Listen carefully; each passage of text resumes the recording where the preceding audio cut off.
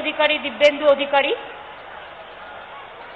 আমাদের মাননীয় মন্ত্রী সুব্রত মুখোপাধ্যায়, ইন্দ্রনীল সেন, শুভেন্দু অধিকারী সহ জেলা পরিষদের সভাধিপতি মধুরিমা, স্থানীয় এমএলএ অফিস সহ জেলা পরিষদের সভাধিপতি মধুরিমা, স্থানীয় এমএলএ অখিলগিরি, জ্যোতির্ময়, অর্ধেন্দু, আবু সুফিয়ান, তাহের, সংগ্রাম, সমরেশবাবু, আমাদের সুধাংশুদা, দেশ পাবলিশার্স, অমিয়,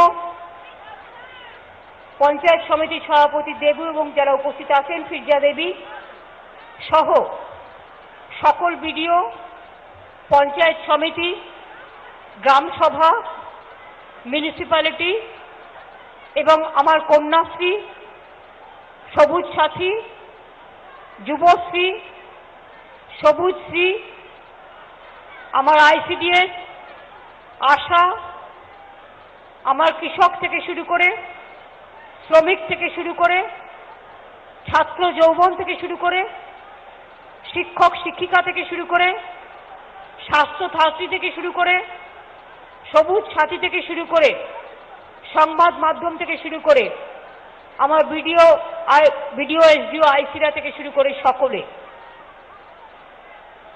আপনারা প্রায় লক্ষাধিক মানুষ এসে সমবেত হয়েছেন। ভিড়ের চাপও একটু আছে। আমি অনুরোধ করব আর কিছুক্ষণ একটু আমরা মাথা ঠান্ডা করে এই ভিড়টাকে সামলাবো। আমি আপনাদের দীঘার মানুষকে অভিনন্দন জানাই। রামজীবনপুর, দীঘা থেকে শুরু করে সারা মিদনাপুর, এই মেদিনীপুর জেলায় আসলেই আমাদের স্বাধীনতা আন্দোলনের কথা মনে পড়ে। আমার সাথে আমার চিফ সেক্রেটারিও এসছেন এখানে, মলয় দে। এই মেদিনীপুরে আসলে আমার পিঠাবুনির কথা মনে পড়ে। এই মিদনাপুরে আসলে আমার ঈশ্বরচন্দ্র বিদ্যাসাগরের কথা মনে পড়ে। এই মেদিনীপুরে আসলে আমার তাম্রলিপ্ত সরকারের কথা মনে পড়ে। এই মেদিনীপুরে আসলে আমার সতীশ সামন্তর কথা মনে পড়ে। এই মেদিনীপুরে আসলে আমার ক্ষুদিরামের কথা মনে পড়ে। এই মেদিনীপুরে আসলে আমার স্বাধীনতা আন্দোলন, নবজাগরণ, নব সংস্কার, সর্বধর্ম সমন্বয়, সম্প্রীতি, একতা, সংহতি, অখণ্ডতার কথা মনে পড়ে। মেদিনীপুরের মানুষ অনেক বড় লড়াই করেছেন, স্বাধীনতার ঐতিহাসিক আন্দোলন করেছেন। সেসব দিক থেকে আজও মেদিনীপুর জেলা বাংলার এই ঐতিহ্যের ধারক এবং বাহক। আমরা দীঘায় গত 2 বছর আগেও প্রোগ্রাম করে গিয়েছিলাম।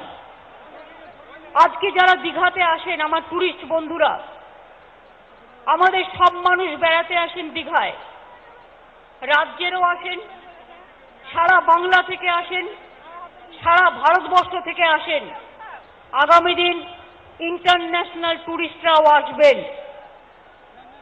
দীঘায় এসে মানুষ বলেন দীঘাটা বদলে গেছে, দীঘাটা নতুন করে তৈরি হচ্ছে, দীঘাটা নতুন করে তৈরি হয়েছে। শুনলে আমার গর্বে বুক ভরে যায়। আমি প্রথমেই যারা আমাদের আছেন সবাইকে অনুরোধ করব, দীঘায় অনেক মানুষ আসছেন, 1 লক্ষ, 1.5 লক্ষ, 2 লক্ষ টুরিস্ট রোজ দীঘায় আসছে। মানুষকে সাহায্য করা, মানুষকে ভালো করে ঘুরতে দেওয়া, মানুষের পাশে দাঁড়ানো, টুরিস্টদের সাহায্য করা, এটা দীঘায় যারা আপনারা আছেন সবার এটা কাজ। আমি মনে করি আমাদেরও যারা গ্রাম সভা আছেন, পঞ্চায়েত সমিতি আছেন, জেলা পরিষদ আছেন, দীঘা ডেভেলপমেন্ট অথরিটি আছেন, সাংসদ আছেন, এমএলএরা আছেন, হোটেল অ্যাসোসিয়েশন আছেন, প্রশাসন আছেন, হকাররা আছেন, দোকানদাররা আছেন, সবাইকে মনে রাখতে হবে অতিথিরা হচ্ছেন লক্ষ্মী। যারা বেড়াতে আসেন তারা আমাদের আত্মীয় স্বজন, তারা আমাদের অতিথি, তারা যেন মনোকষ্ট না পায়, তারা যাতে বিপদে না পড়ে, তাদের আমাদের ঘরে যত্ন করে রাখতে হবে এবং বলতে হবে এসো আমার ঘরে, এসো আমার ঘরে। এটা মাথায় রাখতে হবে। আজকে দার্জিলিংয়ে মানুষ যেতে পারছে না, কতগুলো হিংসাত্মক আন্দোলনের জন্য মানুষ আজকে দীঘা বেছে নিয়েছেন। সবচেয়ে অল্প খরচায় 2-3 ঘন্টার মধ্যে মানুষ দীঘায় আসতে পারেন। বাইরের রাজ্যের মানুষরাও আসছেন, তরাই ডুয়ার্সে যাচ্ছেন, ঝাড়গ্রামে যাচ্ছেন, মুকুটমণিপুরে যাচ্ছেন, অযোধ্যায় যাচ্ছেন, শুশুনিয়ায় যাচ্ছেন, বকখালিতে যাচ্ছেন, ঝড়খালিতে যাচ্ছেন, সজনেখালিতে যাচ্ছেন। এটা আমাদের সাহায্য করতে হবে, আরো যেন অনেক টুরিস্ট আসতে পারে। যত টুরিস্ট আসবে দীঘার কর্মসংস্থান বাড়বে, মেদিনীপুরের কর্মসংস্থান বাড়বে। যত টুরিস্ট আসবে তত হোটেল তৈরি হবে, তত দোকান তৈরি হবে, তত ইনকাম বাড়বে, স্থানীয় মানুষ উপকৃত হবে, জেলার আয় বাড়বে। এটা মাথায় রাখবেন। অতিথিরা হচ্ছেন লক্ষ্মী। আমি যখন প্রথম আমাদের সরকার ক্ষমতায় আসার পর দীঘায় এসেছিলাম, আমরা নিজেরা, আমি শিশিরদা, শুভেন্দু সহ আমরা নিজেরা কয়েকটা এলাকা আমরা ঘুরে ঘুরে বেরিয়েছিলাম। আমরা তখন দেখেছিলাম যে আমরা আরো ঘুরে তাজপুর নতুন করে আবিষ্কার করেছিলাম, উদয়পুর নতুন করে আবিষ্কার করেছিলাম। আগে ছিল দীঘা, মন্দারমণি, শঙ্করপুরটাও ভালো করে করা হয়নি। কিন্তু আমরা আস্তে আস্তে মন্দারমণিটাকে আইনের বাঁধনে, পরিবেশের বাঁধনে, সবুজায়নের বাঁধনে সুন্দর করে গড়ে তোলার প্ল্যান করেছিলাম। আমরা তাজপুরকে নতুন এরিয়া তৈরি করেছি, আমরা উদয়পুরকে নতুনভাবে তৈরি করেছি, আমরা শঙ্করপুরকে ভালো করে উন্নয়নের কাজ করছি এবং দীঘায় একটা মেরিন ব্রিজ তৈরি হচ্ছে, যেটা একটা ব্রিজ বাকি আছে, সেটা হয়ে গেলে দীঘা এক্সেলেন্ট হয়ে যাবে এবং আরো লক্ষ লক্ষ মানুষ দীঘার টানে ছুটে আসবে। অনেকগুলো কাজ হয়ে গেছে, কিছু কাজ বাকি আছে। ওঙ্কার মিনা এখানে আছে, আমার আরবান সেক্রেটারি। আমি বলবো যেটা কাজ আছে ব্রিজের, ওই ব্রিজের কাজটা হলদিয়া ডেভেলপমেন্ট অথরিটিকে দিয়ে দাও। আমি শুভেন্দুর সাথে কথা বলেছি, ওদের অনেক ইঞ্জিনিয়ার আছে, সুতরাং টেন্ডার ঠিক মতো করে কাজটা ওদের দিয়ে দাও। ওরা বলেছে ওরা 3 মাসের মধ্যে করে দেবে। দেখে নাও যত তাড়াতাড়ি পারা যায় কাজগুলোকে করতে হবে। আমি আমার চিফ সেক্রেটারিকে রিকোয়েস্ট করব, কালকের অ্যাডমিনিস্ট্রেটিভ রিভিউ মিটিংয়ে irrigation, PWD, Haldia development authority and urban department এরা বসে কাজটা যাতে কোঅর্ডিনেশন করে আরো তাড়াতাড়ি করতে পারে। অনেকটা হয়ে গেছে, কিছুটা বাকি আছে, বাকি কাজটা আমরা করে নেব। আমি দীঘা চাই, দীঘা আমার কন্যাশ্রীর মতোই দীঘাশ্রী একটা মানুষের মনে বেঁচে থাকুক সারা জীবন, সারা বিস্ময় হিসেবে। দীঘা পৃথিবীর একটা বিস্ময়ে পরিণত হোক। আমি আপনাদের আবার বলি, আমরা দীঘায়, মনে রাখবেন দীঘার মানুষ, মেদিনীপুরের মানুষ, কালকে নন্দকুমার থেকে আমরা ইন্ডিয়া পাওয়ার প্রজেক্ট লিমিটেডের 3,500 কোটি টাকার একটা প্রজেক্ট তৈরি করে দিয়েছি। আজকেও দীঘায় দাঁড়িয়ে আমি বলে যাই, দীঘায় তাজপুর একটা বন্দর তৈরি হচ্ছে, 12,000 কোটি টাকার ওখানে কাজ হবে এবং তাজপুর গভীর সমুদ্র বন্দর হয়ে গেলে অনেক হোটেল বাড়বে, অনেক অ্যান্সিলারি বাড়বে, অনেক দোকান বাড়বে, অনেক কর্মসংস্থান হবে। এটা খুব বড় কাজ, মনে রাখবেন। সাগরকে যুক্ত করবার জন্য মুড়িগঙ্গায় লোহার ব্রিজ আর দীঘাকে তাজপুর ব্রিজ, এই দুটো একসাথে প্যাকেজ করেছি আমরা, কাজও শুরু হয়ে গেছে। এটা আপনাদের কাছে বড় পাওনা। তাজপুর বন্দর হয়ে গেলে একটা হলদিয়া বন্দর আছে, হলদিয়াকে কেন্দ্র করে ইন্ডাস্ট্রি গ্রোথ সেন্টার তৈরি হচ্ছে। দীঘাকে কেন্দ্র করে তাজপুর বন্দর তৈরি হয়ে গেলে দীঘা লক্ষ্মী লাফাবে, লাফাবে, লাফাতে লাফাতে লাফাতে দীঘার ছেলে মেয়েদের ভবিষ্যৎকে তৈরি করে দেবে, রাজ্যের ভবিষ্যৎ তৈরি করে দেবে।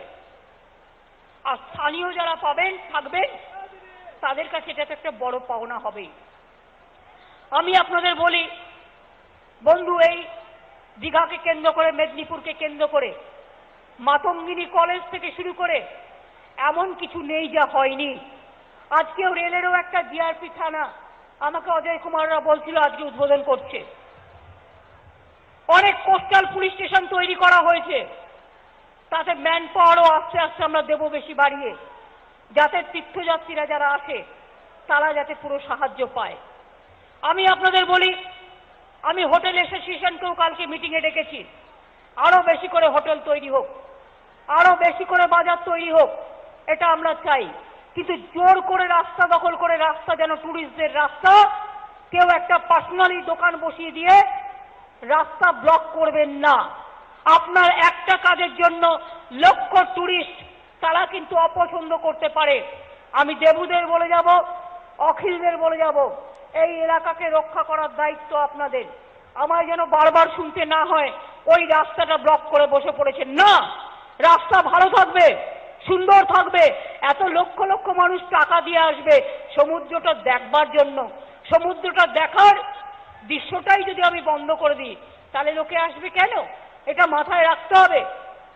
কারো গরিবী থাকলে তাকে পাশে করে দিন, আমার কোনো আপত্তি নেই। মার্কেটিং সেন্টার করে দিন, তাকে হকার সেন্টার করে দিন, আমার কোনো আপত্তি নেই। হকার ভাই বোনেদের আমরা নিজেরা সেন্টার করে দিয়ে, আমরা শিফট করে দিয়ে তাদের কাজ করছি, তারাও আমাদের বন্ধু। সবাইকেই সাহায্য করতে হবে। হকার ভাই বোনেরা অনেক সাহায্য করেন, দোকানদাররা অনেক সাহায্য করেন, আরো সাহায্য তাদের কাছে আমরা আবেদন করছি যাতে মানুষ আসতে পারে। আমি আপনাদের বলি, তাজপুরে যেমন বন্দর হচ্ছে, মনে রাখবেন তাজপুর, মন্দারমণি, শঙ্করপুর সমস্ত এলাকা জুড়ে যেমন উন্নয়ন হচ্ছে, এই জেলায় মনে রাখবেন আমরা প্রায় 95% মানুষের কাছে, 100 যদি লোক সংখ্যা হয় 95% মানুষের কাছে সরকারি পরিষেবা ডাইরেক্ট কোনো না কোনোভাবে পৌঁছে দিয়েছি। এমন কোনো বাড়ি পাবেন না যেখানে কেউ শিক্ষাশ্রী স্কলারশিপ পায় না, কন্যাশ্রী স্কলারশিপ পায় না, ওবিসি স্কলারশিপ পায় না, সংখ্যালঘু স্কলারশিপ পায় না, সবুজ সাথী পায় না, অথবা খাদ্য সাথী পায় না, অথবা কিষাণ ক্রেডিট কার্ড পায় না। কেউ না কেউ তো কিছু না কিছু পায়। এটাই আমরা চাই, মানুষ দারিদ্র্য সীমার উঁচুতে উঠুক, এবং এটা বাংলা করতে পেরেছে কৃতিত্ব মানুষের। আমাদের সরকার, আমার চাষি ভাইরা শুনে খুশি হবেন, একমাত্র রাজ্য বাংলা সারা ভারতবর্ষে সব খাজনা আমরা মুকুব করে দিয়েছি। কৃষকদের কৃষি জমিতে কোনো খাজনা দিতে হবে না, বিনা পয়সায় মনের আনন্দে চাষ করুন। কৃষকরা আমাদের রত্ন, আমরা কৃষক রত্ন পুরস্কার দিই। মনে রাখবেন, কৃষকরা বন্যায় জমি ভেসে গেলে, খরায় নষ্ট হয়ে গেলে, ডিজাস্টারে ক্ষতি হলে আমরা ক্ষতিপূরণ পর্যন্ত দিই, যাতে আমাদের কিষাণ ভাই বোনেরা ভালো থাকে। ওরা ভালো থাকলে আমরা ভালো থাকি। আমরা ধান প্রকিউরমেন্ট করেছি এবং আপনারা আমাদের খুব সাহায্য করেছেন, আপনাদের অনেক অনেক ধন্যবাদ। আমি আবার বলি, কন্যাশ্রীর মেয়েরা আমার গর্ব, সবুজ সাথীর ছেলে মেয়েরা আমার গর্ব। সবুজশ্রী ছোট্ট বাচ্চা, একটা জন্ম একটা গাছ। আগামী দিন মনে রাখবেন, এরাই বাঁচাবে বাংলার লাজ, এরাই ঘোচাবে বাংলার লাজ, এরাই করবে বাংলায় রাজ। একটা নতুন জন্ম, একটা গাছ, এরা আমাদের গর্ব আগামী দিনের। কন্যাশ্রী মানুষকে বিশ্ব জয় করতে শিখিয়েছে।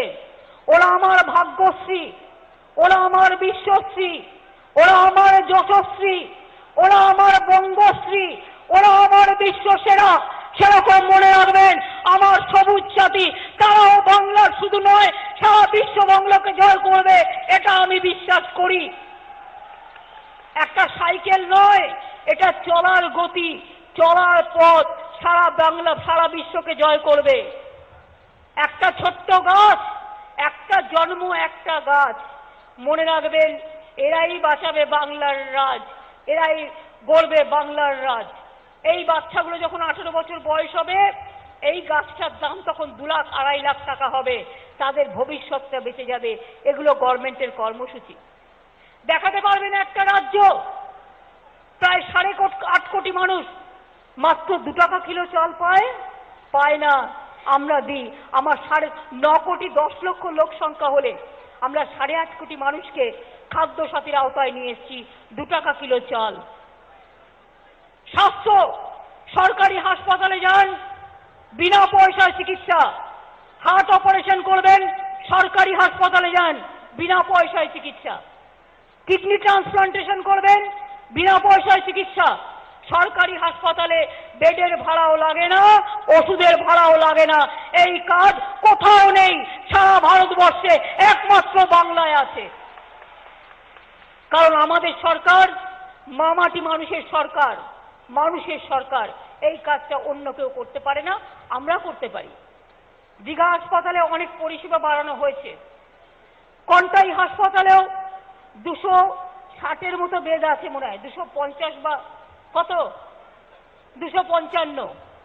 শিশিরদা, এটা আস্তে আস্তে আমি 300 করব। আর 300 করে দিলে তবেই কিন্তু মেডিকেল কলেজ হবে, তার আগে কিন্তু নয়। সুতরাং 300 যখন হয়ে যাবে, কন্টাই হাসপাতালের বেড 255 থেকে আরো 45টা বাড়াতে হবে, ইনফ্রাস্ট্রাকচার তৈরি করতে হবে। আর 300 বেড হয়ে গেলে তবেই আমরা কিন্তু মেডিকেল কলেজের জন্য মেদিনীপুর জেলায় একটা মেডিকেল কলেজ সরকারিভাবে করতে গেলে আমাকে 300 বেডেড করে করতে হবে। ওটা আমার ভবিষ্যতের প্ল্যানিং থাকবে। আমাকে শিশিরদা, শুভেন্দু, দীপেন্দ্ররা বলছিল এই জেলায় একটা বিশ্ববিদ্যালয় নয়। কেন নেই? মেদিনীপুর পশ্চিমে আছে বিদ্যাসাগর বিশ্ববিদ্যালয়। আমরা তো কখনো ভাবি না দুটো মেদিনীপুর আলাদা, জেলা আলাদা হয়ে গেছে। কিন্তু মানুষ এক। কিন্তু তবুও আমি বলছি, আমি একটু সকালে আজকে পার্থ চ্যাটার্জি আমার এডুকেশন মিনিস্টারের সাথে কথা বলেছি। আমি একটা ভালো প্রাইভেট বিশ্ববিদ্যালয় মেদিনীপুর পূর্ব জেলায় করবার জন্য আমি আমার এডুকেশন মিনিস্টারকে আজকে সকালে কথা বলেছি এবং তিনি আমাকে কথা দিয়েছেন তিনি এটা করবেন। যদি হয় তাহলে এখানকার ছেলেমেয়েরা আর একটা বিশ্ববিদ্যালয় পাবেন যেখানে তারা পড়াশোনা করতে পারবেন। মিদনাপুরের ছেলেমেয়েরা ভালো পড়াশোনায়, খুব ভালো পড়াশোনা করেন। এখন বিশ্ববিদ্যালয় না করেও পিজি কোর্স চালু হয়ে গেছে, তাই তো? কলেজগুলো তো মেদিনীপুর পূর্ব জেলায় পড়ানো হচ্ছে। 11টা কলেজে পড়ানো হচ্ছে পিজি কোর্স। সুতরাং আরেকটা বিশ্ববিদ্যালয় হয়ে গেলে এই অভাবটা ঢেকে যাবে এবং মিদনাপুরের ছেলেমেয়েরা, মিদনাপুর পূর্বের ছেলেমেয়েরা এখানেই পড়াশোনা করতে পারবেন। এটা খুব ভালো। আপনারা কি জানেন, মেদিনীপুর জেলায় গতকাল আমরা উদ্বোধন করেছি নন্দকুমার থেকে দীঘা এই রাস্তাটা বড় করে করা হচ্ছে, ডবল করা হচ্ছে। ডবল করতে কত কোটি টাকা খরচা হবে? 256 কোটি টাকা। কালকে উদ্বোধন করে দিয়েছি, এটাও করে দেওয়া হবে। নন্দকুমার থেকে দীঘা পর্যন্ত রাস্তাটা আপনারা সহযোগিতা করবেন, যত সহযোগিতা করবেন তাড়াতাড়ি হবে। তাহলে ওই রোডটা যখন ডবল হয়ে যাবে আরো তাড়াতাড়ি আপনারা বাড়ি চলে আসতে পারবেন, আরো তাড়াতাড়ি টুরিস্টরা কলকাতা থেকে ফিরে আসতে পারবে। এইরকম অজস্র কাজ আমাদের সরকার একটার পর একটা করেছে। আমাকে দেখাতে পারবেন একটা রাজ্য একদিনে 25,000 কিলোমিটার, 18,000 কিলোমিটার রাস্তা আমরা উদ্বোধন করেছি, গ্রামীণ রাস্তা। একদিনে ভাঙড় থেকে আমরা 25,000 কিলোমিটার, 18,000 কিলোমিটার গ্রামীণ রাস্তার উদ্বোধন আমরা করেছি। সুতরাং সবার ঘরে আলো, 100% ইলেকট্রিফিকেশন। আজকে বিদ্যুতের প্রবলেম নেই, বরঞ্চ কালকে আমার বিদ্যুতের শিল্পপতিরা বলছিলেন আমরা আরো কম পয়সায় বিদ্যুৎ দিতে চাই, আমাদের অ্যালাউ করা হোক। যেখানে লো ভোল্টেজ আছে 125টা সারা বাংলায় 33 ওই কেবি স্টেশন আমরা তৈরি করছি, কিছু বাকি নেই। আমাকে অনেকে বলে এত ডেভেলপমেন্ট আমরা কখনো দেখিনি। এই মেদিনীপুর জেলাতেও নন্দীগ্রাম থেকে শুরু করে, পাঁশকুড়া থেকে শুরু করে, তমলুক থেকে শুরু করে, দেবরা থেকে শুরু করে ওদিকে মিদনাপুর পশ্চিম, আরো 7টা 10টায় দুটো জেলাকে নিয়ে মাল্টি সুপার হাসপাতাল তৈরি হয়েছে। আগে একটা লোক রোগের ট্রিটমেন্ট পেত না, আজকাল কত তৈরি হয়েছে। এবং এটা সবটাই আমাদের সরকার। মনে রাখবেন 5 বছরে 7,000 হাসপাতালের বেড বাড়িয়েছি আমরা। এই 5 বছরে 4.5 লক্ষ আমরা শিক্ষার সিট বাড়িয়েছি। এই 5-6 বছরে আমরা মেডিকেল কলেজের সিট ছিল 1300, আমরা ডেন্টাল নিয়ে প্রায় 3100 করে দিয়েছি। সুতরাং বাংলা 7টা মেডিকেল কলেজ তৈরি হচ্ছে, আরো 9টা হচ্ছে, 16টা, 17টা নতুন ইউনিভার্সিটি হয়ে গেছে, আর একটা হচ্ছে 18টা, আর হুগলি আর মেদিনীপুর পূর্ব হয়ে গেলে এটা হবে 20টা। 300টা পলিটেকনিক কলেজ তৈরি হয়েছে, ITI হয়েছে, মার্কেটিং সেন্টার হয়েছে। কি হয়নি? সমস্ত কিছু ঢেলে করে দেওয়া হচ্ছে। আর এই উন্নয়নকে কিছু কিছু লোক পছন্দ করে না, হিংসা করে।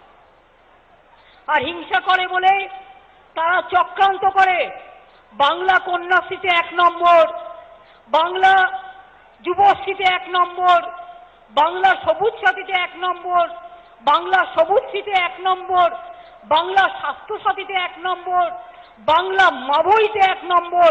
শুধু বাংলার প্রেস মিডিয়ার জন্য এই পরিকল্পনা আছে, ভারতবর্ষে কোথাও নেই। সবার জন্য বিনা পয়সায় স্বাস্থ্য, বাংলা 1 নম্বর। স্কিল ডেভেলপমেন্ট, বাংলা 1 নম্বর। কৃষি রত্ন, বাংলা 3 বার পর পর কৃষি রত্ন পেয়েছে, মনে রাখবেন। তাই বাংলা স্মল স্কেল ইন্ডাস্ট্রিতে 1 নম্বর। বাংলা এত এগিয়ে যাচ্ছে বলে 40,000 কোটি টাকা দেনা শোধ করেও টাকা নেই, সেই টাকা যা আছে তা দিয়ে আমরা করছি। বাংলা এগিয়ে যাচ্ছে বলে কয়েকটা হিংসুটের হিংসা হয়েছে। হিংসার কোনো মেডিসিন নেই। কিছু কুচুটে লোক আছে, তারা অন্য কাজ করে না, শুধু হিংসা করে বেড়ায়। ওই কইকেই আর মন্থরার মতো হিংসা করে বেড়ায়। এই হিংসার লোকেদের থেকে সাবধান। হিংসার কোনো ওষুধ নেই, হিংসা হচ্ছে একটা রোগ। যারা কুৎসা করে, কুৎসায় কান দেবেন না, অপপ্রচারে কান দেবেন না। আমি বিশ্বাস করি মামাটি মানুষ যে বাংলায় আছে, আপনারা স্বাধীনতা আন্দোলন করেছেন, বাংলা সভ্যতার আন্দোলন করেছেন, সংস্কৃতির আন্দোলন করেছেন, জাগরণের আন্দোলন করেছেন। রুখে দাঁড়াবেন।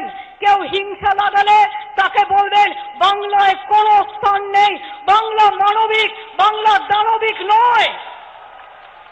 যারা বাংলা ভাঙতে আসবে সেই দানবদের বিরুদ্ধে সংগ্রাম চলবে বাংলার মানুষদের।